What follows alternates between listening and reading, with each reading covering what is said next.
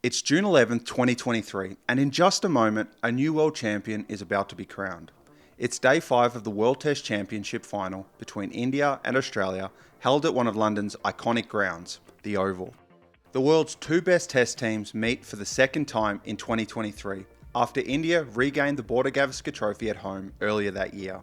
Now in neutral territory, both had earned the chance to win the World Test Championship mace, and unlike the try-by-spin that Australia faced in the subcontinent, England's conditions were much more familiar. After a captivating 4 days of Test cricket, they were on top. India had been set a daunting total of 444 runs to win. But as we encounter them here on day 5, India are down to their final partnership. And in the 63rd over, Nathan Lyon would get Mohammad Siraj to reverse sweep a ball into the waiting hands of Scott Boland. India were bowled out for 234, and the Aussies had become World Test champions. The ICC World Test Championship mace was coming home. For most teams and their players, this would be the pinnacle of their season, maybe even their careers, being one of the players on the field in the best Test team in the world. But for this Australian team, this match felt like a warm-up, a curtain raiser to something much more special and more important to the Australian people. In just under a week, the 2024 Ashes were about to start. It was the most anticipated Ashes contest in recent memory, but no fan, whether they be English, Aussie or neutral, would be prepared for the drama, the controversy and the excitement that the next month and a half would have in store for us. The Ashes are a test series that need no introduction for most cricket fans, and even though the series is now well over 140 years old, the rivalry between Australia and its oldest sporting enemy, England, is still alive and strong. As we alluded to in part 1 of this series, even though Australian cricket had remained in the midst of its own set of dramas, they were still the current holders of the urn, having completed a 4-0 home series victory against England just over a year earlier. But winning away in England has never been easy. We have to go all the way back to 2001, over 20 years ago, to find the last time that Australia won an Ashes series in England. While the series victory of 2021-22 was comprehensive, England's defence of its homeland in 2023 centred around a new approach, one that disregarded the conventional ways that England had played Test cricket in the past. England had not lost a series at home since the new Bazball era had been introduced. They had already beaten Pakistan in Pakistan and almost away to New Zealand, if not for a final day thriller at the Mayson Reserve in Wellington.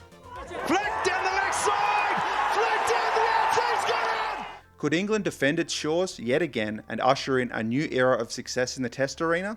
Or could Australia fulfil its goal of winning an away series for the first time in over 20 years? The second part of Pat Cummins and Australia's baptism of fire was about to begin. The first battle of these Ashes would occur at Edgbaston, home to some of England's most vocal supporters. We knew it was going to be great, but what a game it turned out to be. England won the toss and elected to bat. From the get-go, a statement of intent was what was needed from England, and that's exactly what we got. With the game's first ball, Zach Crawley smashes one to the boundary. A real statement, the first ball crunched. The new ethos had shown itself already. Go hard at the opposition, consequences be damned. The innings was earmarked by 3 knocks in particular. Zach Crawley scoring 61 off 63, Joe Root who anchored the innings for 118 off 152, and a Johnny Bairstow run a ball 78. With assistance from batters throughout the order, England set a blistering pace to reach a score of 8 for 393 deep into the final session of day 1. Now, a score of 393 is significant, especially given that this was still day 1. They could likely push into the 400s, maybe even more. But as we've learnt with Bazball already, there's always something unconventional coming around the corner. England would declare on 393, and at that point, what Captain Ben Stokes didn't know, couldn't have known, was that his decision here would become a defining moment of the series. While it was unconventional, this early declaration gave England a chance to try and take an early wicket or two before stumps on day 1, although that didn't eventuate, with Australia finishing at stumps on 13 for no loss. Into the next day, Australia survived the first 6 overs before its old nemesis, Stuart Broad, got one of his favourite victims, chopping on for 9. A huge Edgbaston roar. Followed by Labuschagne the very next ball. Australia were already in trouble. But this pitch still had a lot in it for the batters. Usman Khawaja set about showing this with more than handy contributions from a number of batters down the order, scoring an awesome 141 runs to help Australia toil their way to 386 all out. Opens the face as easy as you like, and the celebrations tells you everything.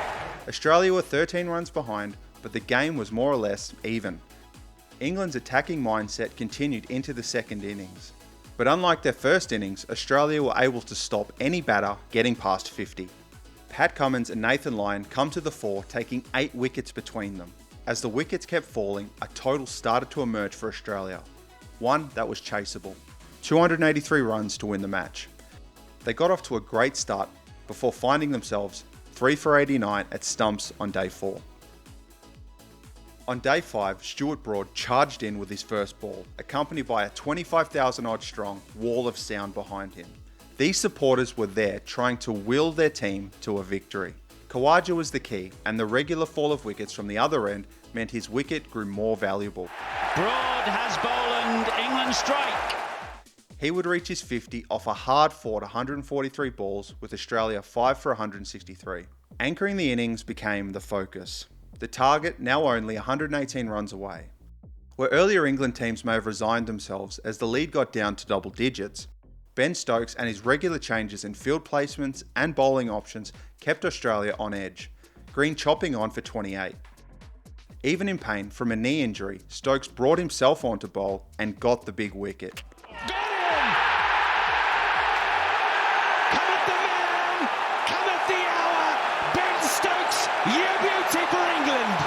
England's resolve and support had got them back in the game.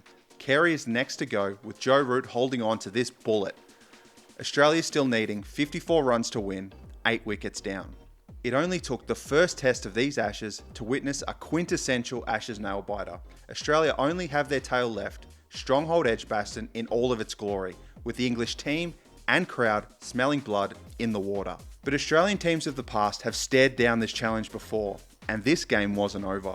Captain Pat Cummins and Nathan Lyon played what was in front of them, and with a bit of luck, There's a man out there! Oh! What a grab! Oh, he's not! boundaries kept coming. That total, run by run, kept getting smaller. England go for the new ball, but it only seems to make scoring easier, and that crowd is getting quieter and quieter. Well, the English part anyway. What was striking about this partnership was not only their mental fortitude, but how they took what was on offer with regular singles, and with both batters doing their fair share. England's score being whittled down to single digits.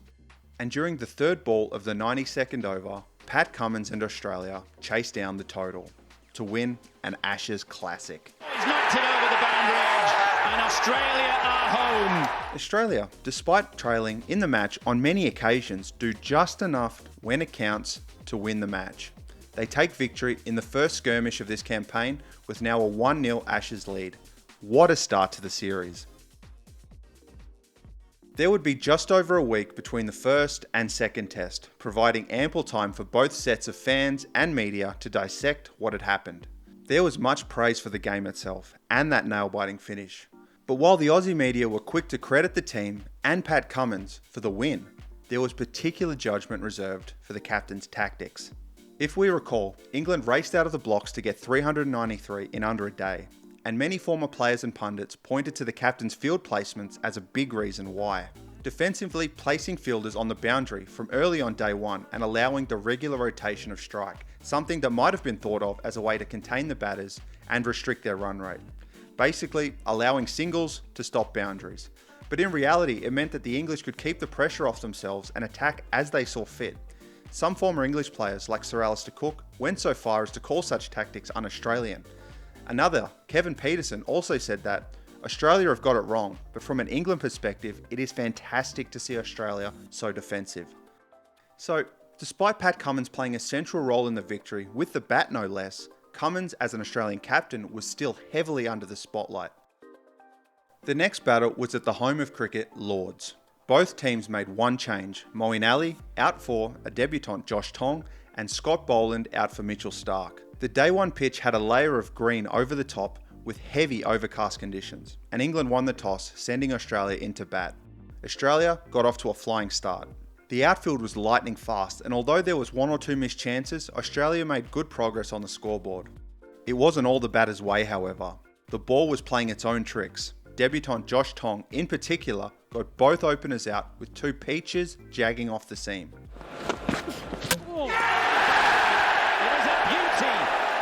Now, let's stop here for just a second. I could continue to guide you through this test and tell you how a Steve Smith century helped Australia put on 416 runs in the first innings, and that England's reply of 325 left them trailing by 90, or that Australia set England a total of 371 runs to win.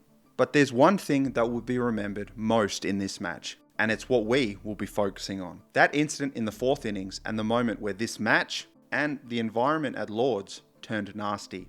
On day 5, England were 5 for 193. With the exception of a powerful 83 from Ben Duckett and a captain's knock from Ben Stokes, Australia's pace attack had caused England's top order to collapse, with only 5 wickets remaining and needing 178 runs to win.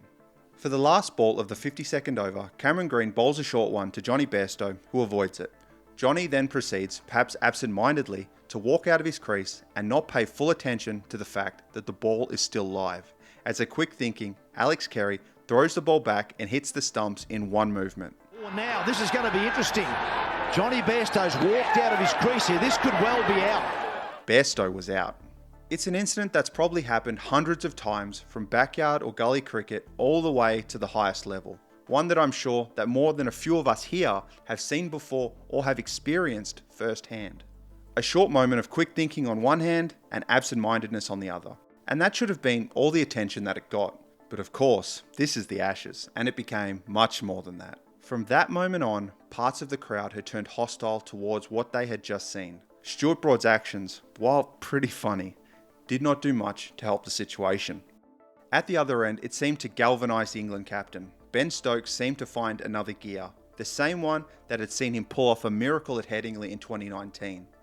A barrage of 4s and 6s bookended the second session of day 5.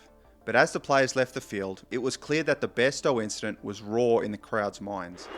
And an incredible session of cricket, ill-tempered at times, comes to an end. The Aussie players were met with a vitriolic reception as they walked through the Lord's long room and up to the changing rooms, with words being exchanged between Usman Khawaja and more than one member of the MCC itself.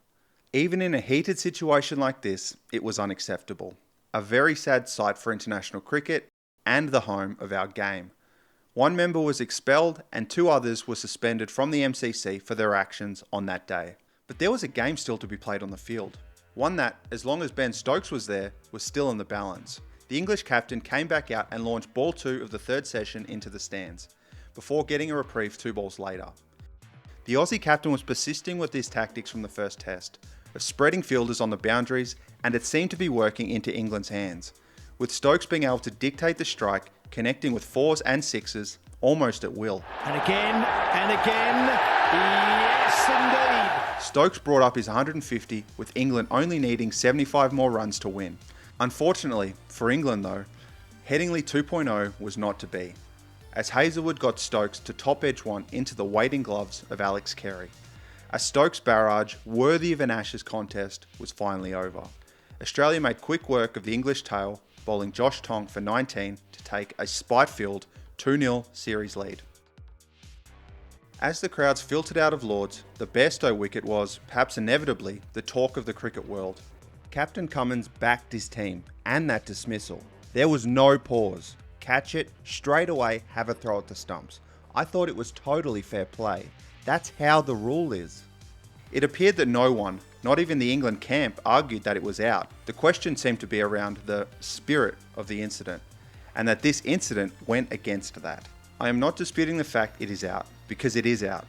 If the shoe was on the other foot, would I want to win a game in that manner? The answer is no. Brendan McCullum, England coach, echoed a similar sentiment, saying that it was more about the spirit of the game, and the spirit is something that you need to protect.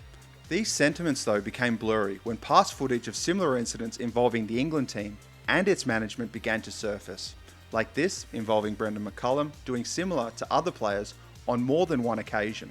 Kumar Sangakkara tucks it away to fine leg. A test century for him, very well played. He moves through to 100, the Sri Lankan team are happy. Maybe not for Kumar Sangakkara. Murali has left his crease. There's drama here at Christchurch. The run will not count. Murali's left his crease to congratulate him. Brendan McCullum's taken the bails off. Although noted, he did apologise for one of these incidents post-retirement. Or Johnny Bairstow in a county cricket game here, or this same Bazball team at the same home of cricket around 12 months earlier, being involved in a not too dissimilar incident, one that helped England win against Colin de Grandhomme and New Zealand. Wherever you stood personally on the situation, it appeared that the antagonism between the two teams had elevated to a new level. After two action-packed and drama-filled Ashes tests, the Australians were 2-0 ahead in the series. England's bold new defence of its homeland was on the brink of failing, with Australia only needing one more win or a draw in the final three tests to take the urn home. Heading into Headingley, England needed to inject their squad with a new life and a new momentum, and these changes would define the rest of their Ashes. They picked Mark Wood and Chris Woakes in for James Anderson and Josh Tong. It provided more batting depth along with a bit of venom with the ball. These two came into the side along with Moeen Ali, and it was like a switch had been turned on.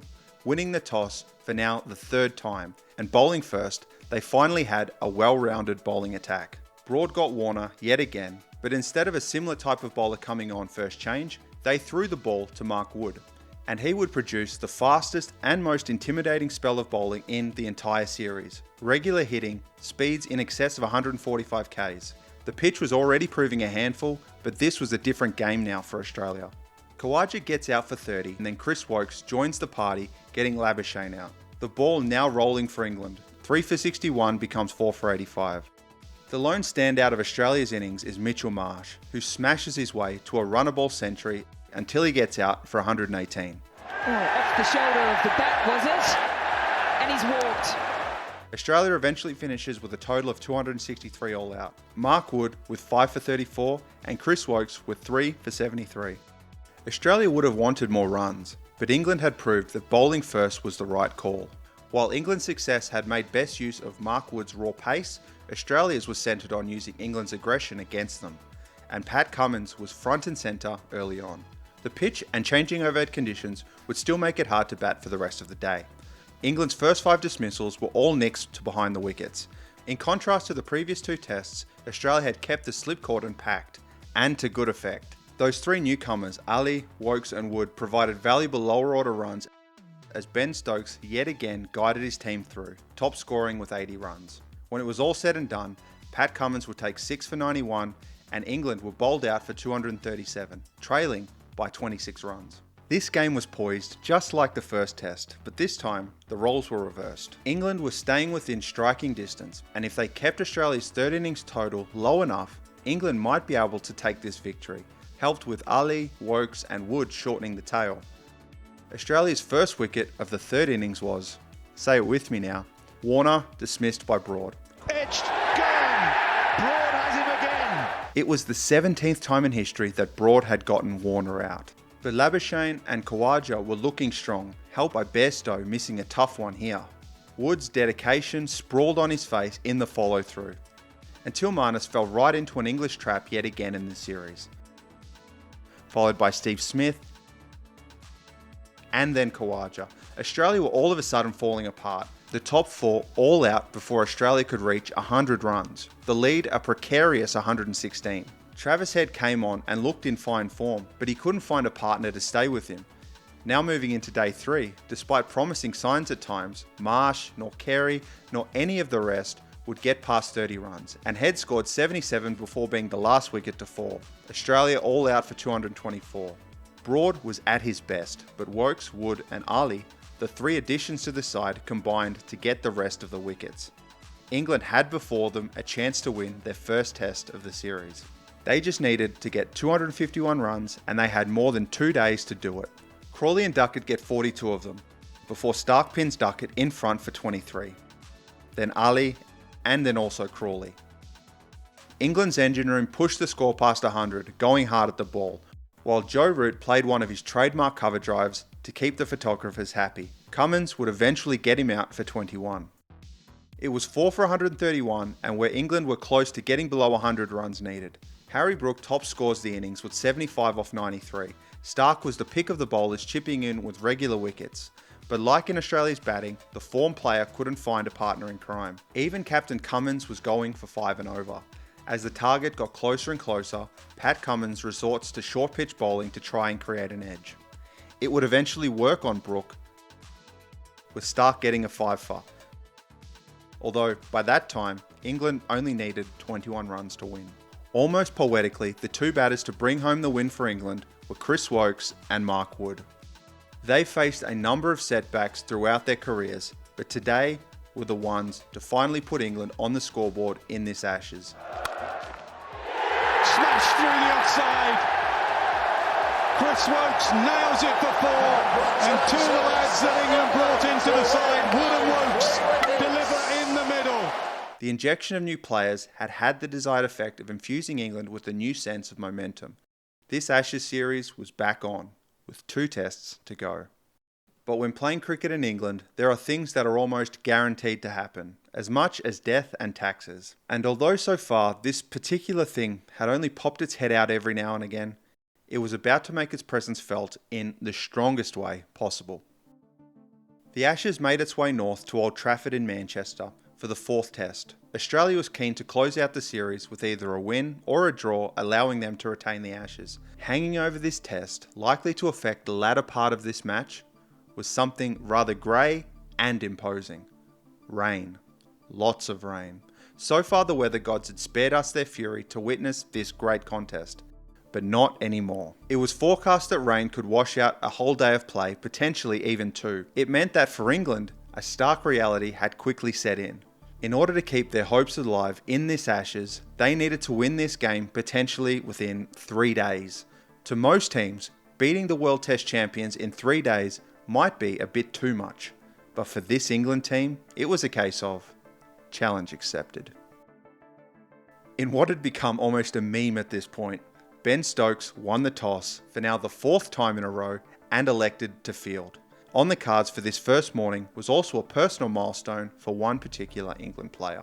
Stuart Broad was on 598 test wickets, with only 2 needed to hit the big 600. You can just guess who he wanted that 600th test wicket to be. The pitch looked okay to bat, but the overhead conditions were changing over to over. Usman Khawaja would be Broad's 599th test wicket, getting hit on the back leg out LBW. Labuschagne and Warner pushed Australia's score past 60 until, sadly, for Broad anyway, Warner was dismissed by Woakes for 32. A good start snuffed out before it could get any bigger. Australia's 2 middle-order talismans, Smith and Labuschagne, set out to calmly accumulate the runs at their pace, combining for a 59-run partnership.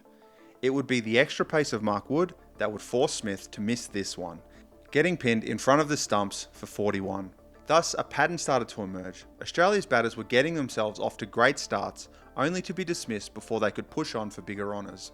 Head then came on and the 4th wicket partnership made 63 runs. Until again, another wicket fell, this time an innocuous off-break that Marnus should have been all over, out for 51 off 115. Then Head falling into a Stuart Broad trap for 48, becoming his 600th test victim. It's taken. England's plan has worked. Broad has his man, and it is 600. With that, he was the highest ever English wicket taker against Australia, of all time. These uncapitalised starts would continue. Mitch Marsh, who looked in awesome form, out for 51. Into day 2, England would get a wicket on the first ball of the day. Cummins caught on the offside by a waiting Stokes. Australia eventually out in the first session for 317. On a batting deck that honestly looked good for 450 plus, it was a mixture of Australia losing focus at vital moments with the bat and an England team giving their all in search of victory that left Australia with this under-par score. It was also the opening that England needed to capitalise on. The will of this English team to win would materialise itself in the batting performance that we were about to watch. And on this day, it was the man who was perhaps the most maligned for his batting in this team that would lead the way, along with a little bit of luck. Duckett would be out for 1, but it was Zach Crawley who got the team off to a racing start. He managed to get an LBW overturned, but the cleanness of his ball striking was on full display towards his second half century of the series. Together with Moeen Ali, they pushed England's total past 100 in quick time. Ali would eventually get dismissed by a Khawaja catch, but Crawley's assault continued. His strikes kept going achingly close to the fielders, on their way to the boundary. Crawley would score his first century of these Ashes and the first against Australia. He has lit up Emirates Old Trafford and the crowd are right into it. England are chasing down this total with full force. No matter who Australia brought on, pace or spin, runs were coming thick and fast.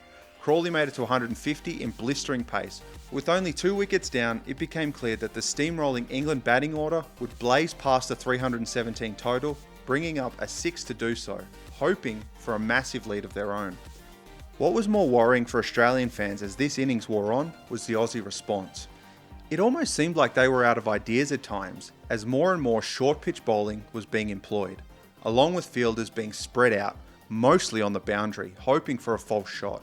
Against the run of play, a ball finally stayed a little low for Australia as Crawley chopped on. His barnstorming innings of 189 off 182 with 21 fours and 3 sixes was finally over. His partner Joe Root would be gone for 84 off another one, keeping low here. New batters brought little reprieve for the Aussies though. Brooks and Stokes combined for 112 runs between them to push the lead even further. And when they were out, it was Johnny Bairstow batting with the tail to score 99 runs of his own to finish this gargantuan total. England all out for a 592 and a lead of 75. A lead big enough to push for victory. The rapid speed that England had played at meant that it was only the second session of day 3, with no rain yet incoming. The position of the game meant that Australia couldn't simply play defensively in the middle. Going into their shell with so much potential game time left would have played right into England's hands. But still, they couldn't attack too much and risk early wickets. England had really put them into a tricky situation. A measured Australian start in the first 10 overs was smashed apart as Mark Wood was introduced, getting Khawaja to nick one on 18.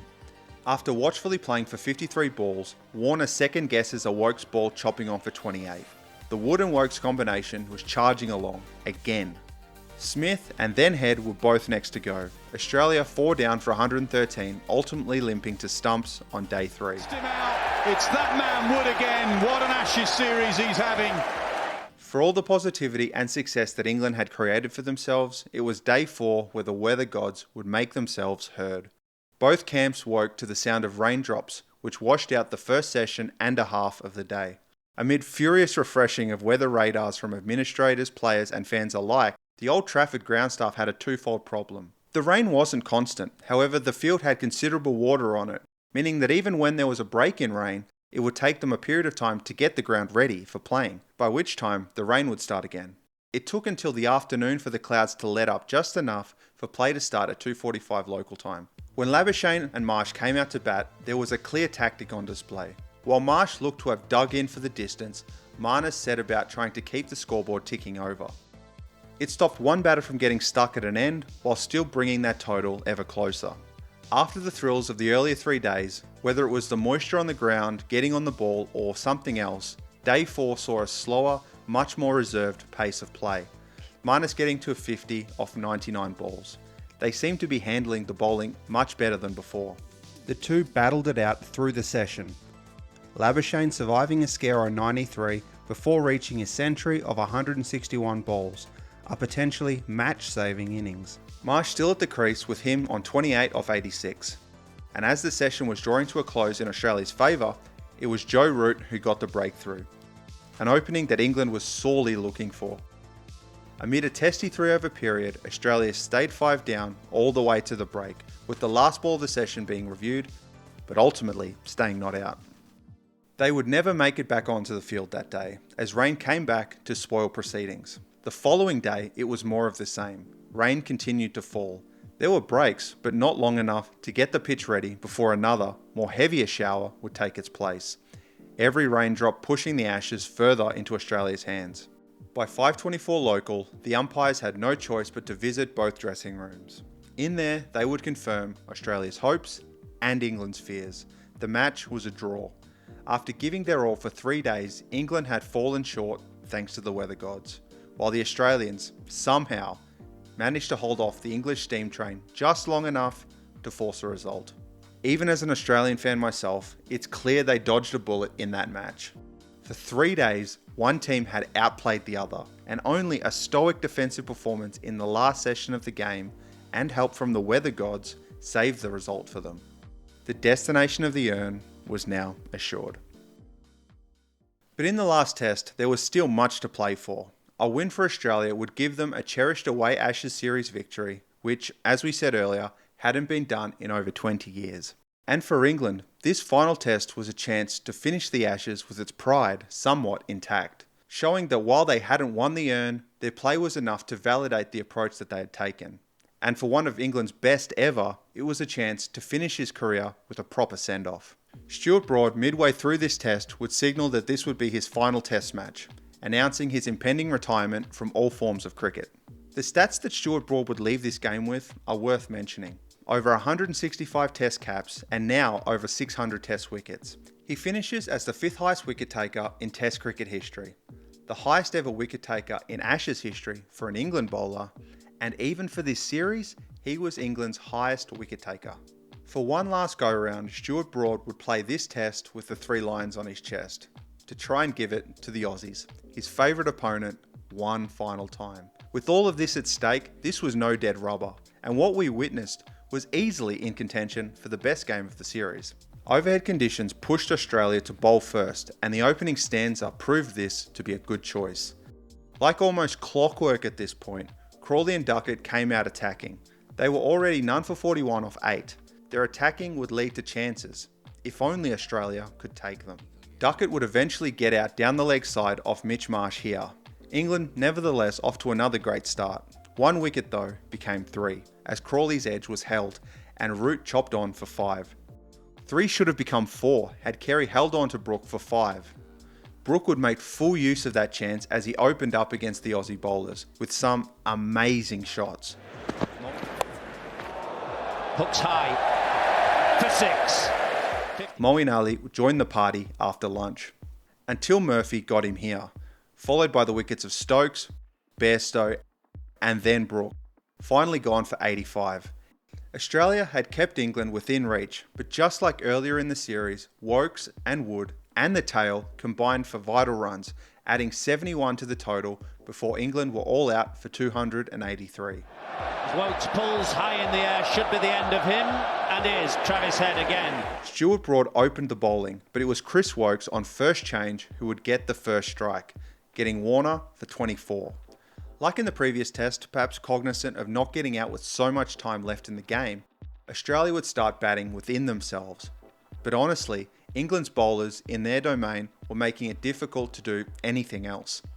Not only was the ball seaming and swinging, but their control of line and length was top notch. It would take nearly 43 overs with Australia being 1 for 91 before Labuschagne was out to this perler for 9 off 82. Khawaja would be next for 47 off 157.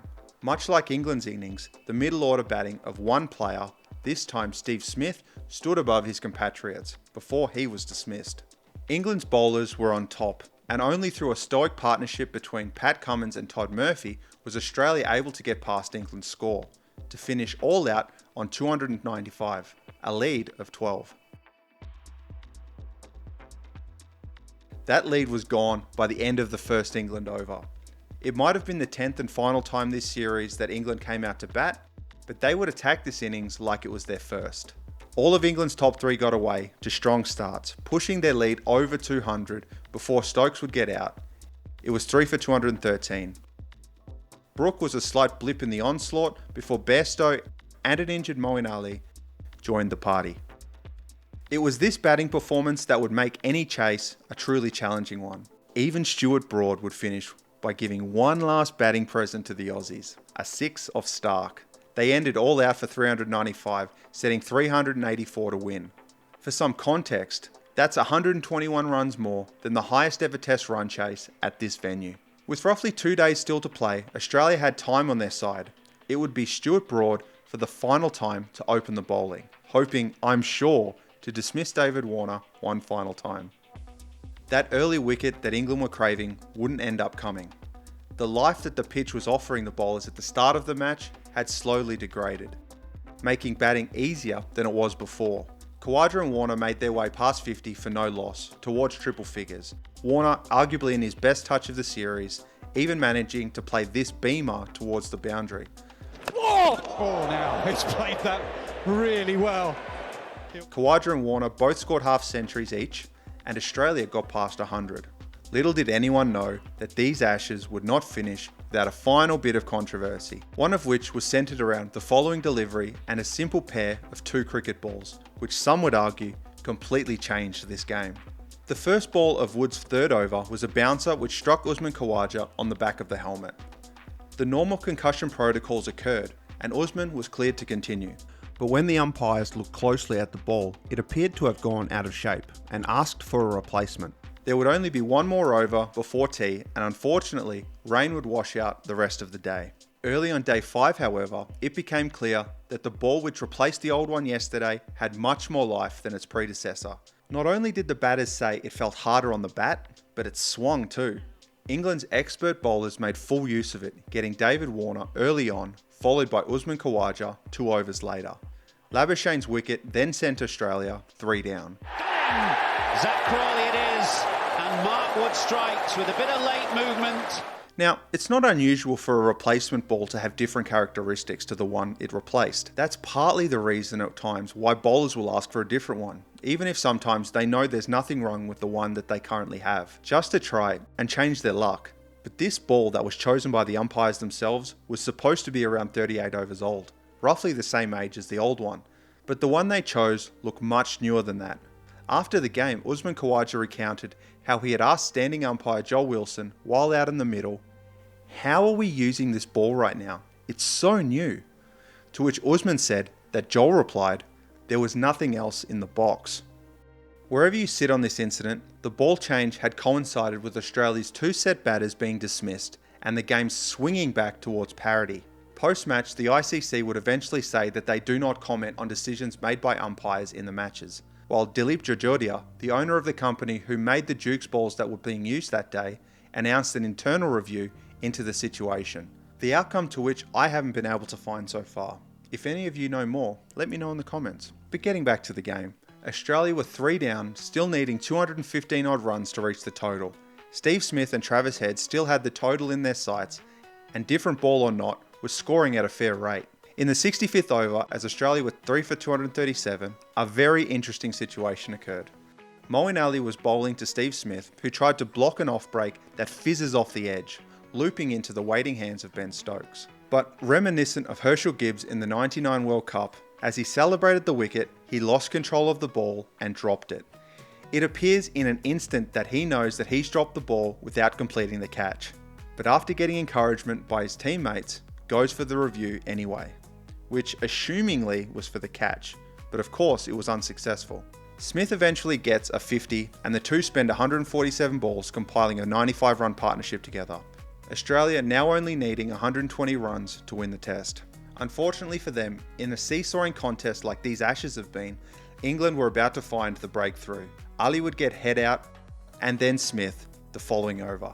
This would be the dismissals that would win England the game.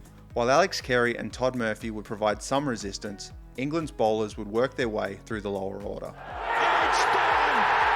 3 beautiful deliveries from Stuart Broad.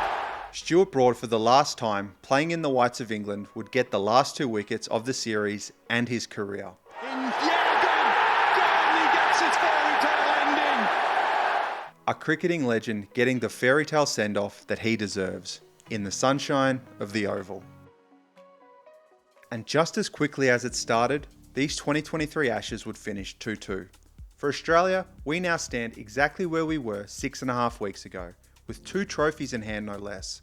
But like India, it was easy to view this as another missed opportunity for Pat Cummins and Australia, where they showed glimpses of why they were crowned World Test champions and how the team could evolve even further into the future. But glimpses were all that we really saw, obscured by moments of indecision, of getting caught in the moment, and letting that moment get to them. Scraping through, as Ian Smith would say, by the barest of margins. Like so many things in life, that chance, that opportunity was gone, and all that was left was to move on. To take what these lessons could teach Pat Cummins and the team and focus on the next big task. And while Australia's experiences in the Test arena were now over, at least for this saga, there was one final big trophy on the horizon. One more chance in this baptism of fire to prove that these missed opportunities might not have been in vain after all. And that, this final chance at immortality, would be the one that Australia would seize upon.